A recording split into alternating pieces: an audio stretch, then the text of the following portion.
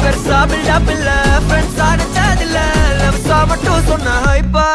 இப்போ சலம்பல்ல அடியே